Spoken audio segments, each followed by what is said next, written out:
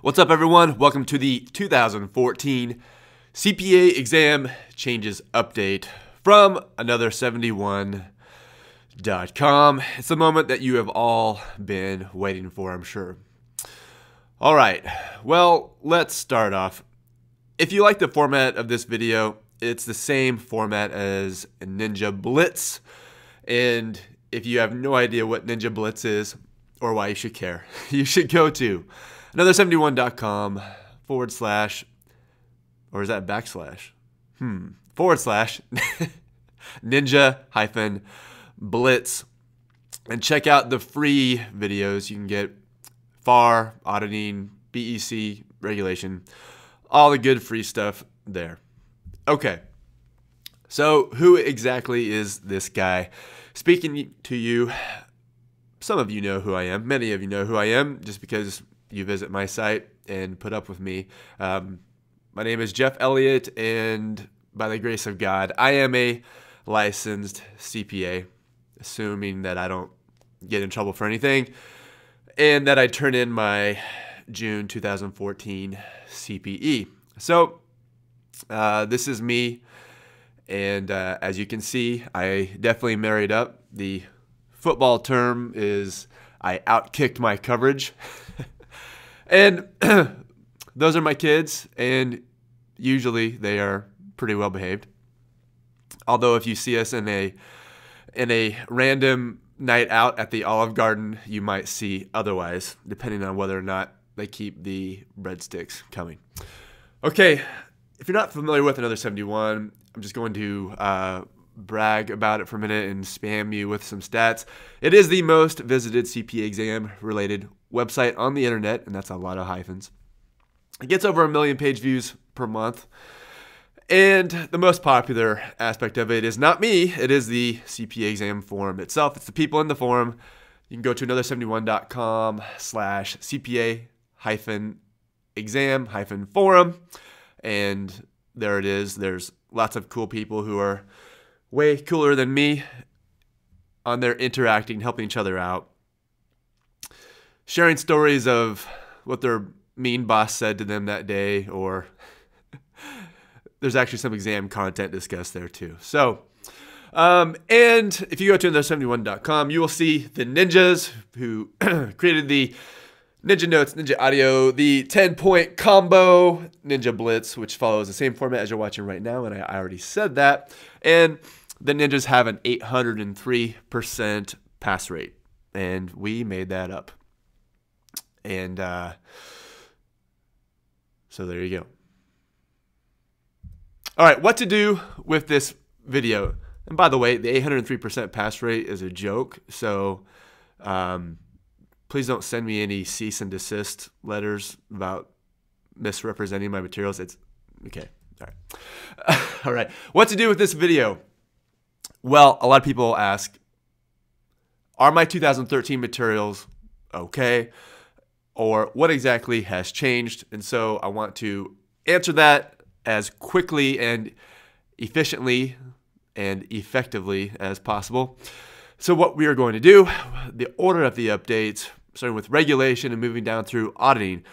Regulation and BEC have just a few quick things to say about it. So if you're taking regulation, you can watch it and then just drop off the video if you want, or you can watch the whole thing. But so I wanted to put the quick stuff first so you can drop off and go do better things like watch season 2 of The Shield on Amazon Prime Instant Video. So after you drop off, you will want to go get some free CPA exam stuff. I would put this at the end, but you're not going to watch to the end because there's a lot of auditing updates that you don't care about right now. So you can go to another71.com and you'll see the free stuff, or you can type in the URL. All right, so regulation. The big thing with the regulation, with any regulation update, is the tax law. If you're taking a January through June, of course, June is a dead month, but sometimes I'm going to get emails, don't you know June's not a testing month? If you're taking an exam the first part of the year, use the previous year's tax law. So you would use 2013 tax law. And because the CPA exam starts testing material 6 months after the law's effective date. So 2014 tax law is in place January 2014, but it does not become testable until July 2014. So first part of the year, use 2013 tax law. So should your 2013 reg materials be okay? In theory, yes, assuming that your review materials did the July 2013 updates correctly. So for instance, if they're still using the 7.5% deduction on Schedule A for medical expenses for people under the age of 65, well then that's not okay. It's now 10%, which affects AMT, etc. So if you have the Ninja notes and materials and all that, you're good to go. If your software, if your materials are still using some questionable numbers, well then maybe your 2000 updates will not suffice. So reg people, the long and short of it, you don't really need to worry about any substantive changes until July. So reg people, I'll see you later. BEC. Really, the only tweak for BEC was the COSO internal control framework, because they tweaked that back in May and it's now testable. However, the AICPA CPA exam follow alert says CPA exam candidates taking the BEC section should be aware that while the 2013 update to the framework is effective as of the date of issuance, the 1992 version, which is the one which is in all of your materials, remains in effect during a transition period which runs until December 15th, 2014. So all of that to say, and really the new update doesn't really change the meat of the material anyway. It's still the same concepts, just tweaked a different way. So all of that to say, your 2013 materials are pretty much good to go for BEC. I will put the one caveat in there. It's always best to use updated materials.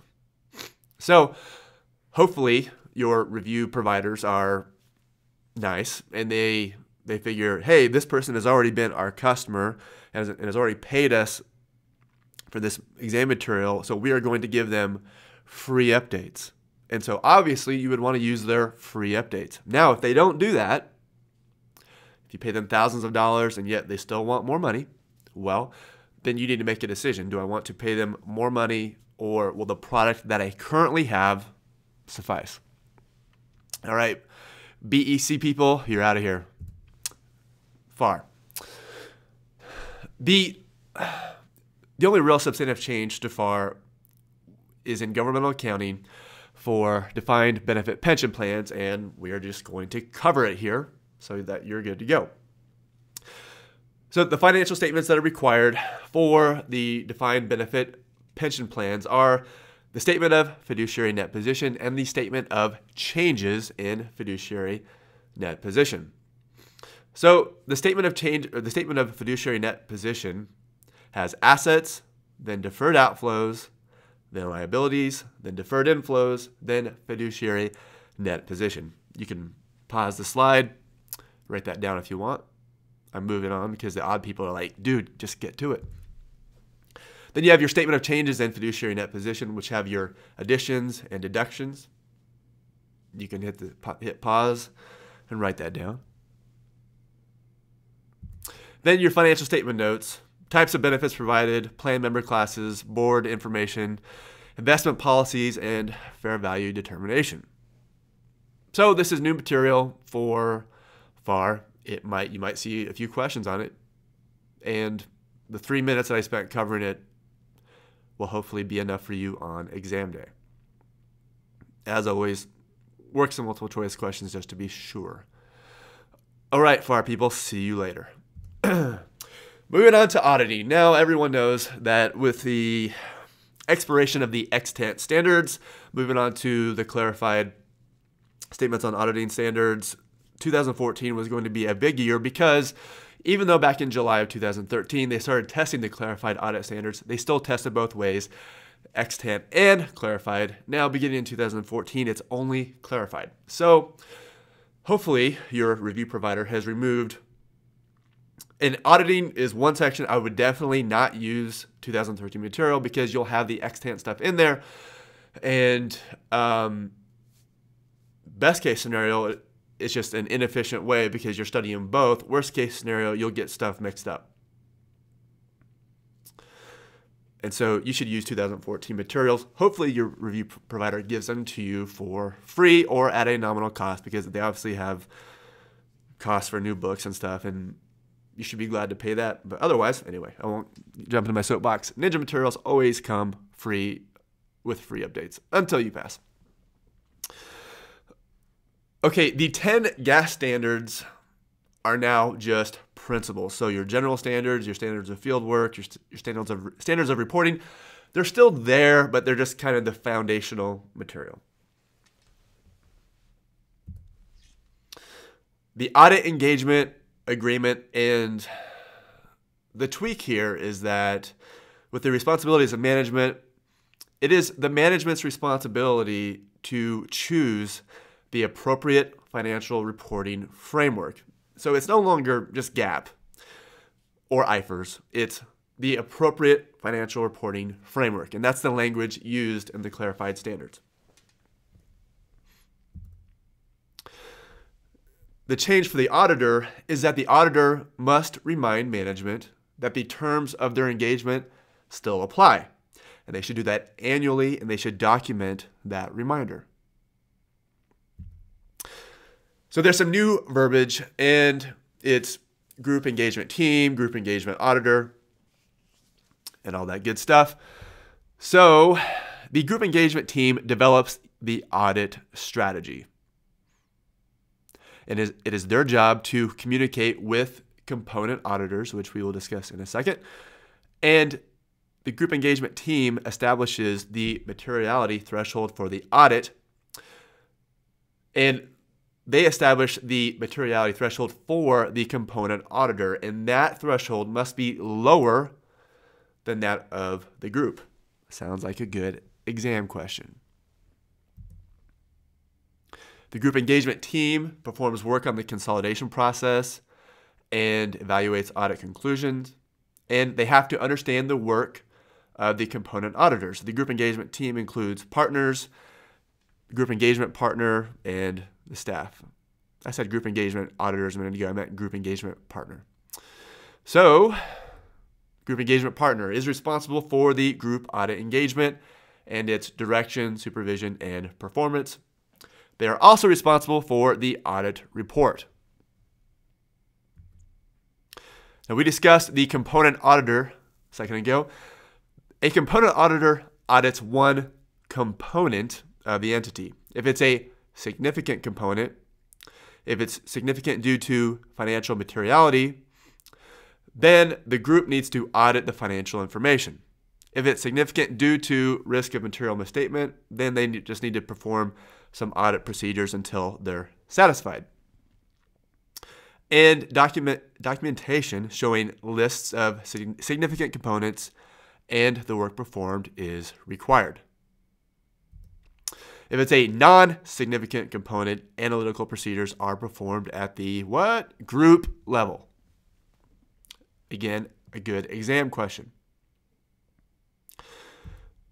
Okay, some more things that have changed from the extant standards to the clarified standards. Letter of inquiry. If the auditor suspects legal proceedings could contribute to a material misstatement, then they must contact the entity's legal counsel. Now, under the old ways, they could ask management to do it. Now they have to contact the external legal counsel directly. Also, compliance with laws and regulations. The auditor has to inspect any correspondences with any regulatory authorities.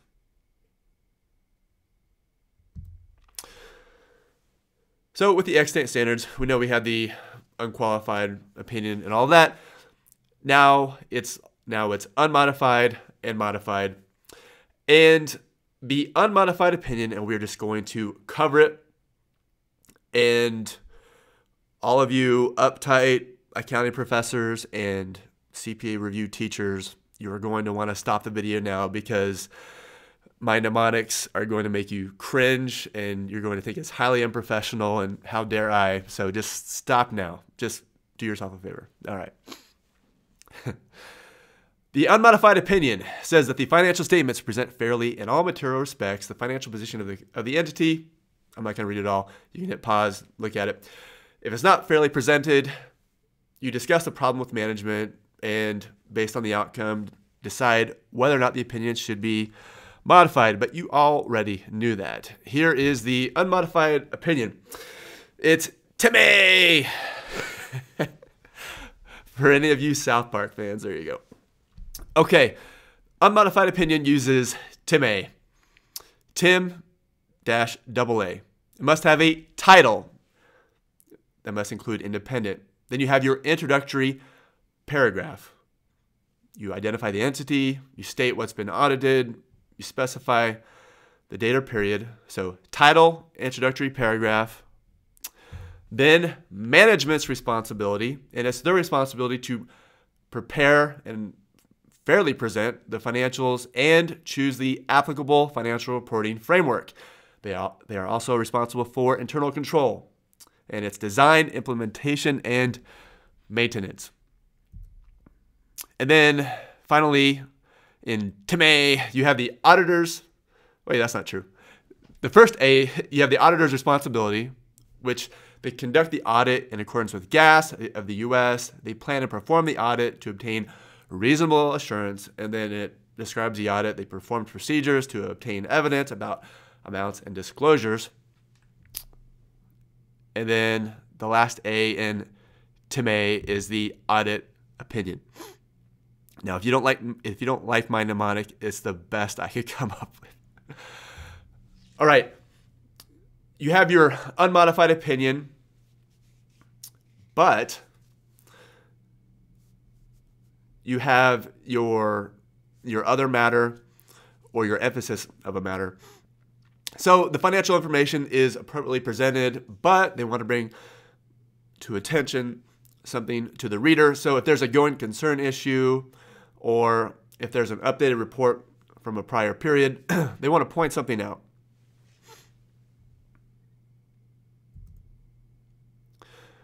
Or the financial information is appropriately presented and disclosed, but there's some catastrophe that could affect the financials, or some litigation uncertainty, or significant other things. So the emphasis or other matter does not affect the audit opinion.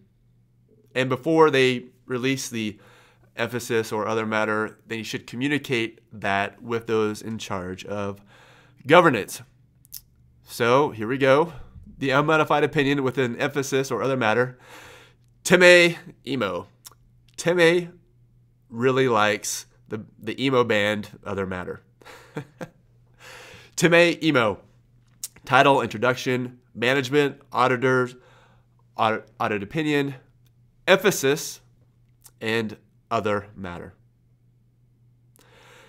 Tim-A emo. Now, if there's immaterial issues, you can still issue an unmodified opinion. So if there's immaterial GAAP or framework issues, you can still issue an unmodified opinion, or issue an unmodified opinion with an emphasis of matter. If there's material issues, then you need to have a modified opinion and include in the basis for modified opinion section. Well, wouldn't you know it, Tim-A has a sister named Tima, and she has a very bad attitude. And she's always stealing his stuff. And she has an adverse attitude. Tima BA. Work with me here. Tima BA. Tim-A's sister, Tima, has a bad attitude. A very adverse attitude. Title, introduction, management, auditor, basis for modified opinion, and then audit opinion. So we discussed the component auditor before, and if the group engagement partner assumes responsibility for the component auditor's work, then they should perform additional procedures. They should be involved in their work, perform risk assessment procedures, and assess the risk of material misstatement. If they don't want to assume responsibility, then they need to reference the work. And the requirements for referencing the component auditor's work: the component financials must be prepared using the same financial reporting framework as the group financial statements, and the component auditor must have performed the audit in accordance with GAAS or PCAOB standards. This right here would make an excellent exam question. All right, well, that's it. I hope you enjoyed the updates. I did it in under 13 minutes. That's not too bad. Again, free CPA exam stuff. Go to another71.com and you'll see all of that there. Have a great 2014, everyone.